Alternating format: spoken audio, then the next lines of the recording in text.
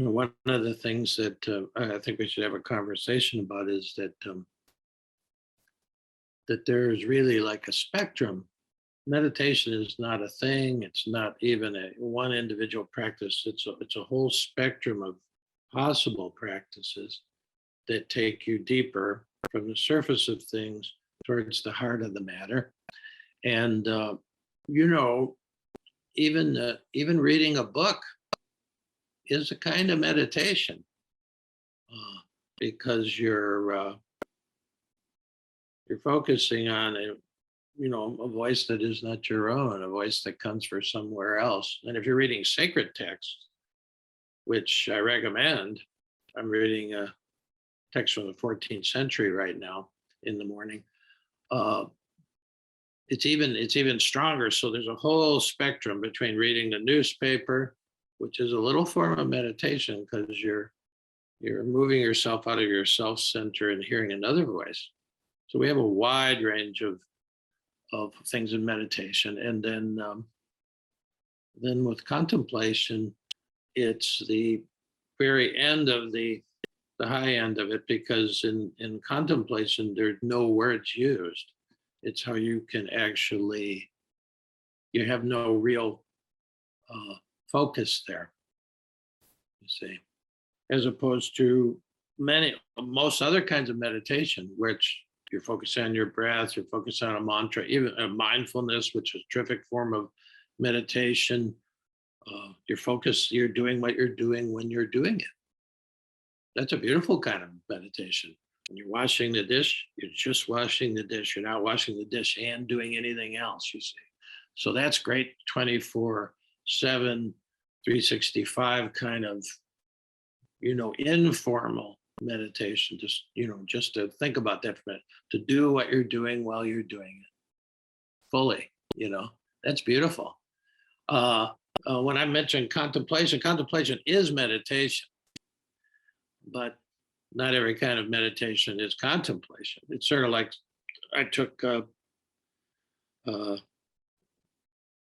woman out to the monastery and said, "Well, if I run into a monk, what do I call them?" And I said, "Well, they're all brothers, although some of them are fathers too. Some of them are priests too." Well, same goes with meditation. It's many forms of meditation. Uh, and then there's contemplation, which is the pinnacle of it, because there is you don't focus your attention on any one thing. It's awareness without an object, you see, because the ultimate reality, whatever you want to call that, that you could have a relationship with, whether you want to call it God or Allah or the Tao or just the really real or the great mystery. If you want to have a relationship with that, the intellect and words have to go. So you're doing contemplative prayer there in silence, wordless contemplative prayer. And that's what the Christians would call it. Lost for about 400 years and brought back in the 20th century. But Buddhism, Dzogchen meditation in Tibetan Buddhism is the same form. It's awareness without an object. It's your attention with no object. It's really the widest field. Advaita Hinduism, non-dual Hinduism, same thing. They have a version of it. Yeah, so it's not connected with any particular religion, but the form of it, this widest screen where your intention is to be present, but with no particular focus, because you can't put God at a point. God is no thing. Allah means all means the, and all means no, and la means thing. So that's why there's no representations of Allah in Islam, because if any representation would like be putting a box around the great mystery, you say can't do it, can't do it. In the Hebrew scriptures, they don't print, they leave a blank, so they never actually put the word God. It's left blank. They don't utter it. Yeah. So there's a kind of respect for some kind of great mystery there. Well, so this is what happened with my sitting this week. And I'll just sort of, it's pretty much a free writing that I just sort of uh, cleaned it up a little bit so somebody else could understand it. So this was a contemplative prayer session from probably earlier this week. In the Zendo darkness, on a cold March morning, with 4 inches of snow on the ground, I sit laying aside thoughts and images from the war in Ukraine. I'm back in the blessed silence for a second or two, and then another image from Ukraine surfaces, and I ever so gently lay it aside with all the others. This is how things went on for a while until a startling image from 18 years ago arose. A German couple dozing peacefully on a big blanket on a beach in Puerto Plata. They were lying all oiled and in perfect repose, clad only in a Speedo and a bikini bottom, soaking up the Caribbean sun. When you open yourself up totally in wordless contemplative prayer, you never know what the beloved has in store for you. To be honest, it was quite difficult to lay aside that enticing image. But lay it aside I did, over and over and over again. After the sitting, I put paper to pen. Here we are, dear reader. I was leading 3 members of our parish on an immersion trip to Haiti in 2004 when some mercenaries in pickup trucks with automatic weapons attempted a coup. We were in the mountains of the Northwest, so we decided to head for the border and cross over into the Dominican Republic. I remember walking across the border, carrying our suitcases with only the vaguest idea of where we were headed. My gut was doing flip-flops. All we knew was there was an airport in the resort town of Puerto Plata. We didn't know exactly where that was or how we would get there. After haggling with a scrum of would-be taxi drivers, we settled on a price and a driver with an air-conditioned taxi. In reality, it was an old truck with a back seat and open windows. I sat in the front seat and tried to ask questions with the smidgen of Spanish that I had. I tried to ask how many kilometers to Puerto Plata. And I think the driver responded that he had 5 children, although I wasn't sure. Anyway, we slowly wended our way through the serpentine slums of Dajabon. That's the city on the other side of the border in the Dominican. We sort of were weaving our way very slowly through the slums. And suddenly we stopped at a house. A woman, I assume was the driver's mother, burst out of La Casa, running towards the truck and began waving her arms and shouting. And then a teenager emerged dressed in jeans, t-shirt, New York Yankees cap, with a machete in his right hand. He hopped into the bed of the truck where our suitcases were. We sped off to Puerto Plata, to a cane field to be robbed and hacked to pieces. Who knew? Who knew? Well, we didn't.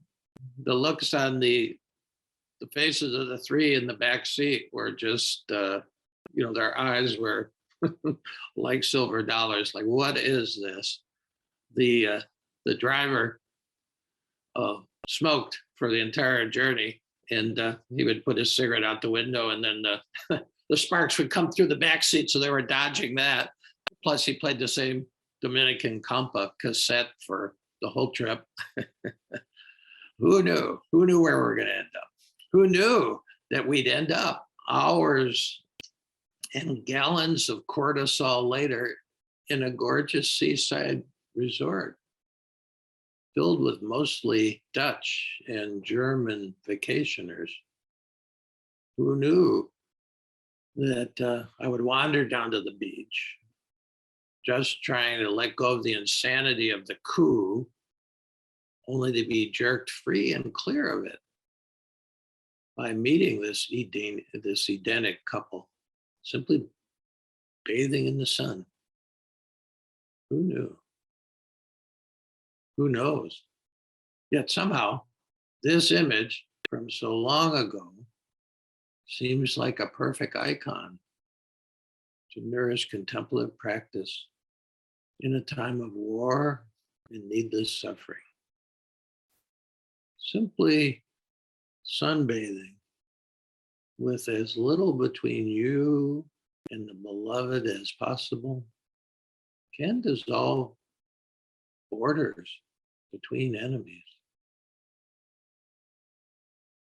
I like that image. It still resonates. I think it's helpful just to point the way. Simply sunbathing with as little between you and the beloved as possible can dissolve borders between enemies, or between humankind and God.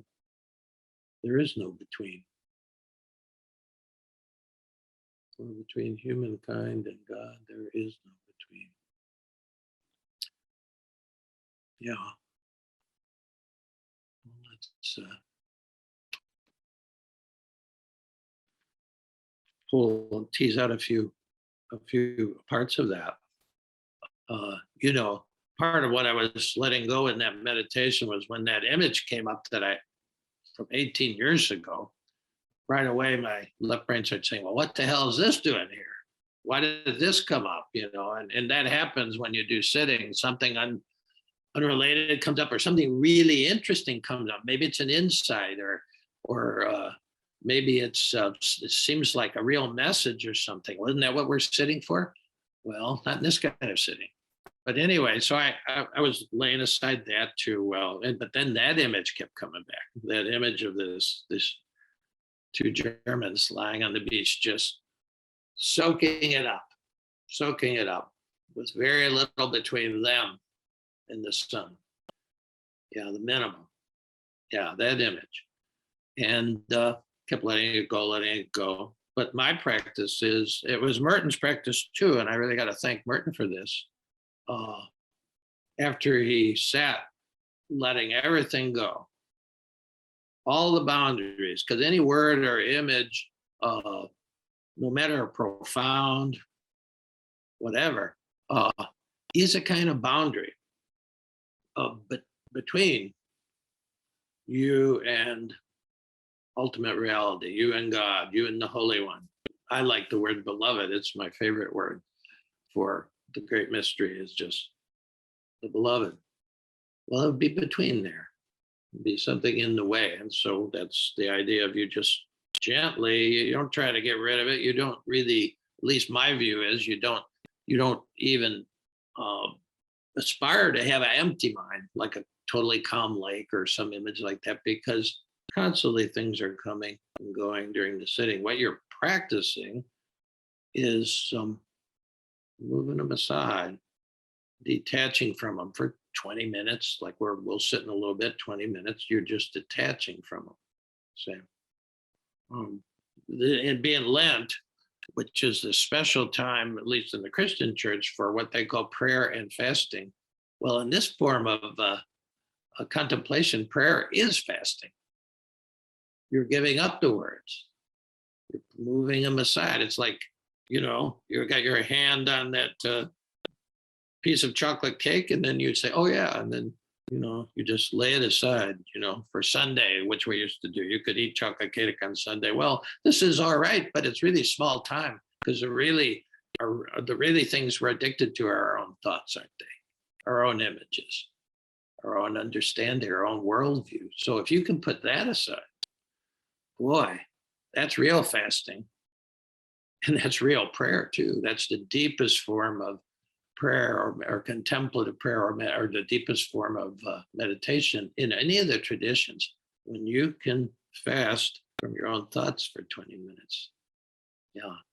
And nobody can do it perfectly, and that's not the point.